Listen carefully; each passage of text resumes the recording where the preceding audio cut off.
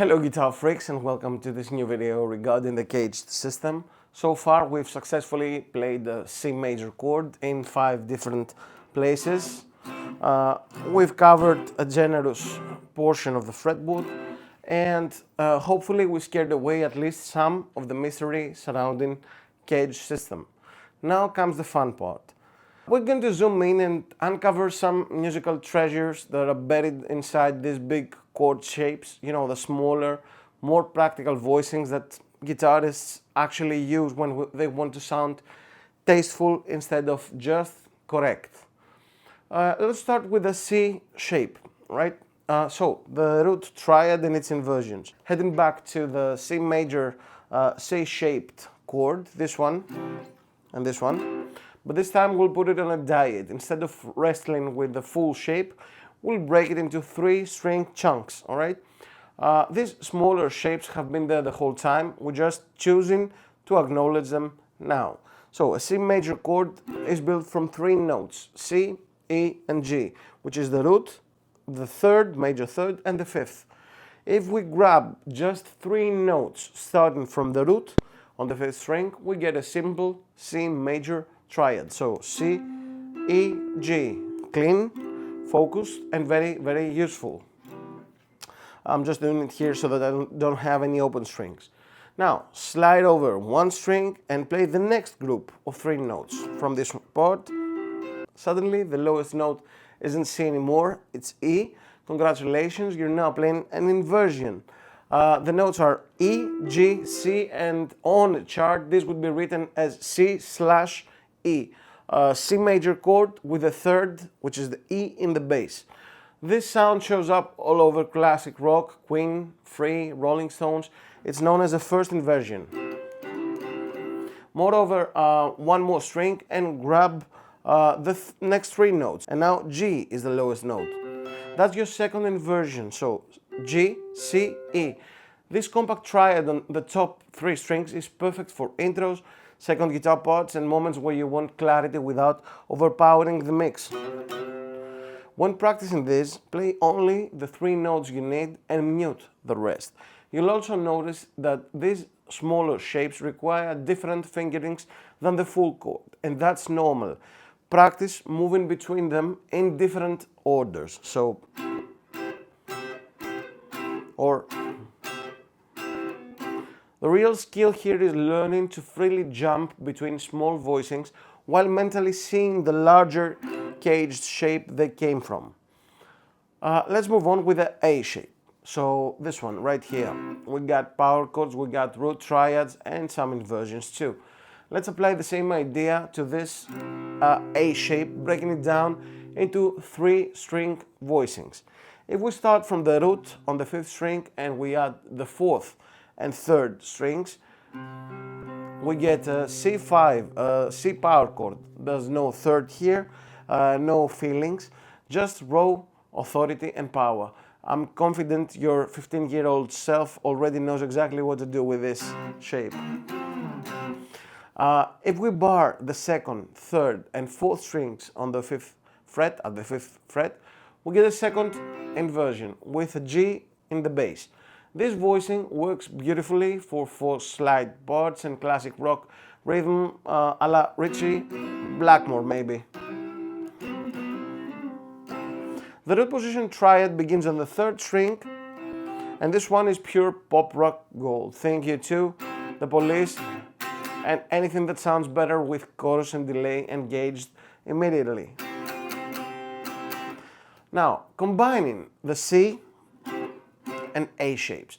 This is where CAGED system starts feeling less like a system and more like a map.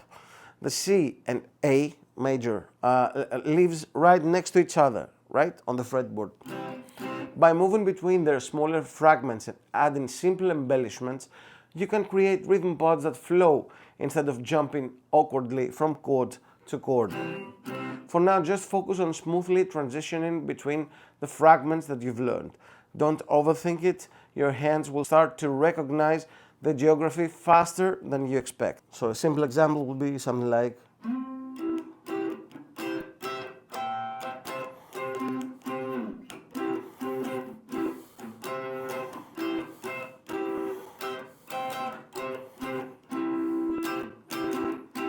moving on to the G shape now.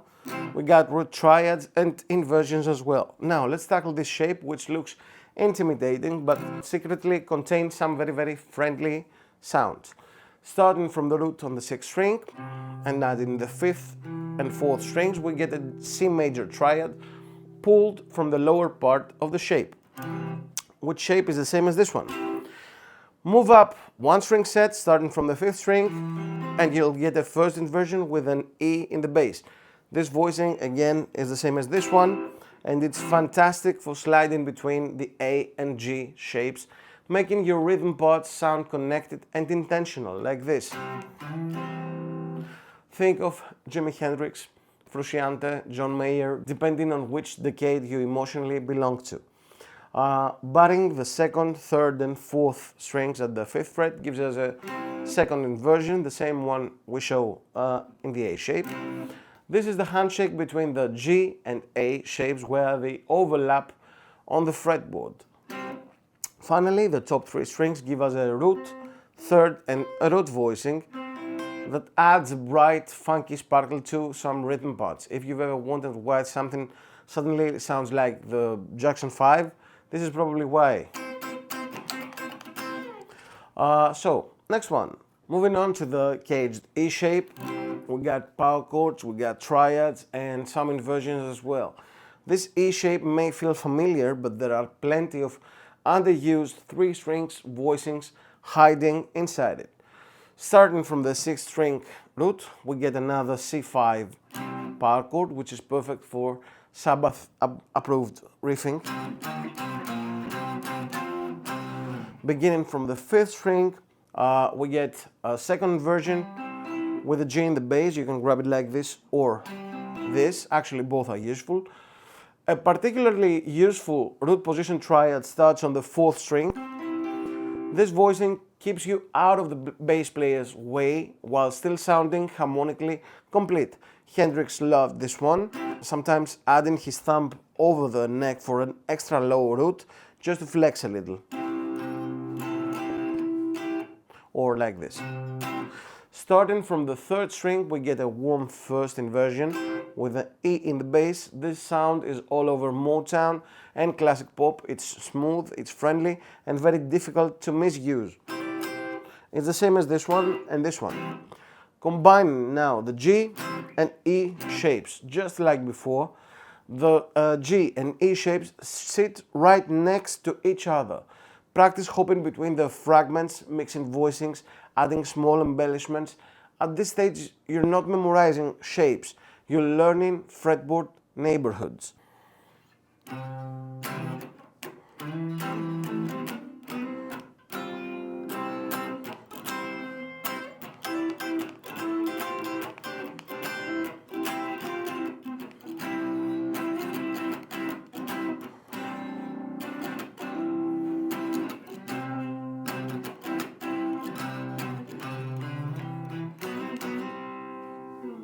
Now moving on to the caged D shape, this one right here, which has power chords inversions too. The lower register usually of the C shape, of the D shape doesn't get much attention, but it's extremely helpful for visualizing the full range of the chord. So if you know just this shape right here, if we fill in the missing notes on the bottom 3 strings, we get a first inversion with an E in the bass, the same Hendrix Mayer sound, just relocated. We show it here, we show it here, we show it here. Right now we're gonna use the same thing here. Starting from the 5th string now, we get an inverted power chord with a G in the bass. Beginning from the 4th string, we get a C5 power chord with an octave on the 2nd string. A sound that screams 1980s hard rock, maybe, like this, you know. Joking, Motley Crue, Ozzy Osbourne, big hair, strongly encouraged. Starting from the 3rd string, we get a second inversion triad with a G in the bass. This compact shape is much easier to move than the full D shape and has a jangly open quality heard in The Who, The Byrds and Tom Petty, maybe. If this sound speaks to you, a Rickenbacker may be in your future. Now, combining all 5 CAGED shapes. This is where everything is about to click. When you combine all 5 CAGED shapes, broken down into 3-string voicings, you now have multiple ways to play a C major across nearly the entire fretboard.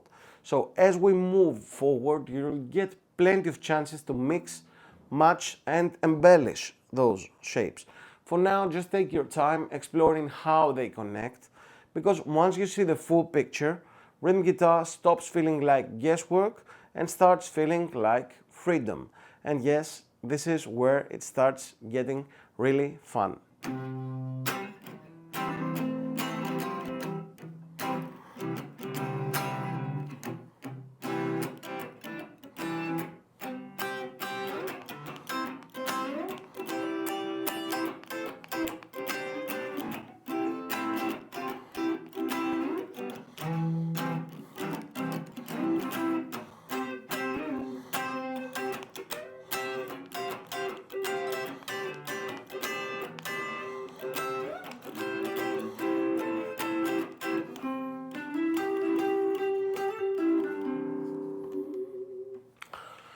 If you need any help further developing, understanding and applying these kinds of concepts, it's a good idea to practice with a teacher, and this is exactly what I do.